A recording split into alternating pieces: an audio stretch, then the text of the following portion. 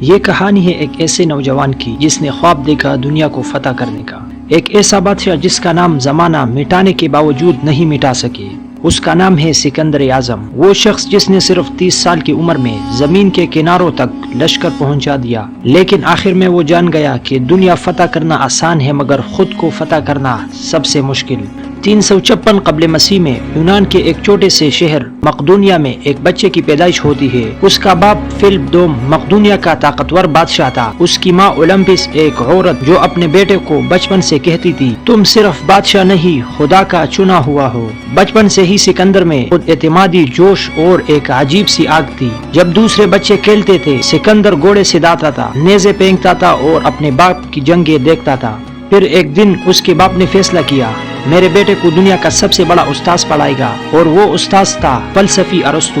ارسطو نے سکندر کو صرف فلسفہ نہیں سکھایا بلکہ سوچنا سکھایا، عقل، علم اور حکمت کے ساتھ حکومت کرنا۔ ارسطو کہتا ہے اے سکندر، دنیا پر حکومت کرنا آسان ہے لیکن انصاف کے بغیر حکومت دیر تک نہیں چلتی۔ سکندر غور سے سنتا مگر دل میں ایک ہی خواب تھا، دنیا کی تمام سرزمینوں پر ایک تاج، ایک بادشاہت۔ جب سکندر صرف 20 سال کا ہوا تو اس کے والد ایک سازش میں قتل کر دیے گئے، اور اسی لمحے تاریخ نے ایک نیا موڑ لیا۔ سکندر اعظم بادشاہ بن گیا۔ نوجوان بادشاہ کے سامنے پورا ایران بکھرا ہوا تھا، بہت سے قبائل، دشمن ریاستیں، بغاوتیں، لیکن سکندر نے صرف چند مہینوں میں پورے یونان کو متحد کر لیا۔ پھر ایک دن اس نے اپنے سپاہیوں سے کہا اب یونان کے بعد ہماری منزل ایشیا ہے۔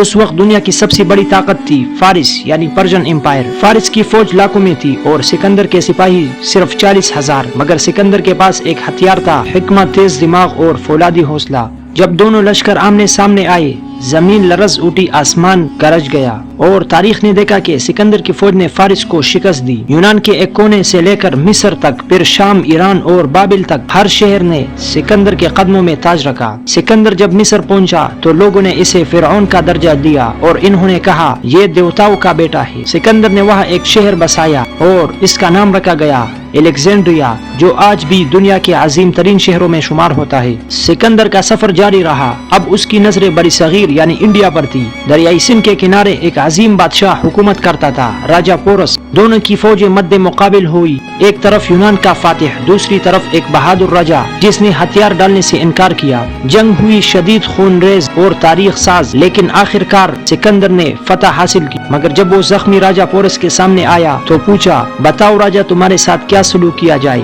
راجہ پورس نے کہا جیسے ایک بادشاہ دوسرے بادشاہ کے ساتھ کرتا ہے۔ سکندر خاموش ہو گیا اور کہا تمہارا جواب تمہیں زندہ رکھ گیا۔ یہ وہ لمحہ تھا جب سکندر نے پہلی بار انسانی عظمت دیکھی۔ فتح کے بعد سکندر کے سپاہی تھک چکے تھے اور وطن واپس جانا چاہتے تھے، مگر سکندر ابھی بھی آگے بڑھنا چاہتا تھا۔ آخرکار اس نے واپسی کا فیصلہ کیا اور راستے میں شدید بیماری نے اسے گھیر لیا۔ بابل کے محل میں صرف 32 سال کی عمر میں دنیا کا سب سے طاقتور انسان بستر مرگ پر تھا۔ اس نے اپنے جرنیلوں کو بلایا اور کہا میری 3 خواہشیں پوری کرنا، میرے تابوت کو میرے طبیب اٹھائے، راستے میں سونا چاندی بکھیر دینا اور میرے دونوں ہاتھ تابوت سے باہر رکھنا۔